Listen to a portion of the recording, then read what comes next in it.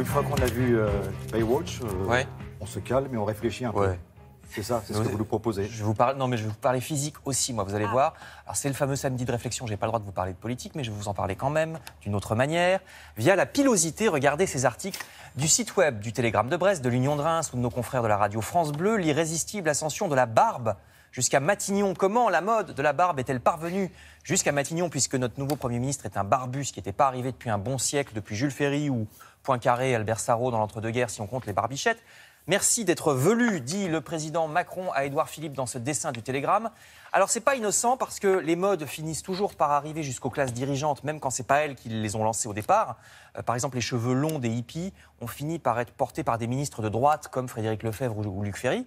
Parce que ça fait moderne d'adapter une mode de jeunes. La barbe fait jeune puisqu'elle est portée par des jeunes à la mode depuis quelques années. Donc, les hommes politiques veulent faire jeune, donc ils prennent la barbe, vous voyez, en espérant que ça rajeunira leur image. C'est l'analyse. Vous n'avez pas besoin, vous êtes jeune. Tous ces articles sont basés sur un livre qui analyse l'histoire de la pilosité. Alors vraiment, depuis Samson et Dalila, la légende de ce guerrier qui perd sa force quand Dalila lui coupe les cheveux. Voilà. Les musulmans traditionnalistes aujourd'hui qui tiennent absolument à se laisser pousser la barbe, mais qui se rasent le corps.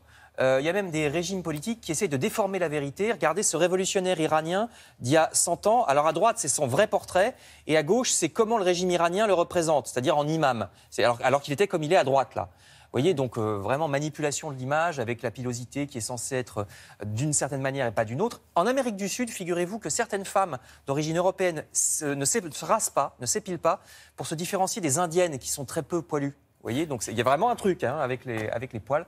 Livre Les sens du poil aux éditions Créafis par Christian Bromberger.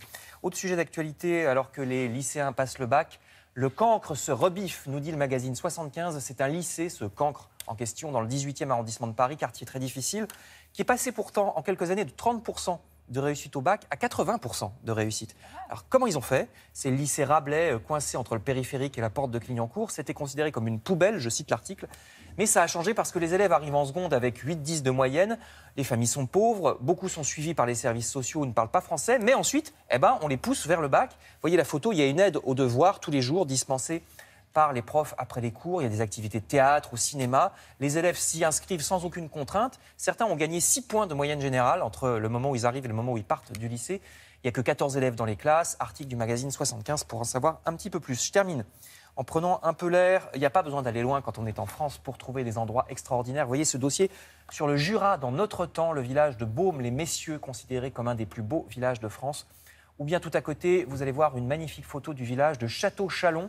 On se croirait un peu en Corse, sauf que vous n'aurez pas la chaleur. Si vous craignez la chaleur qui commence à s'installer sur la France, filez dans le Jura ou le Doubs, c'est les départements les plus froids, vous savez, les plus frais en été.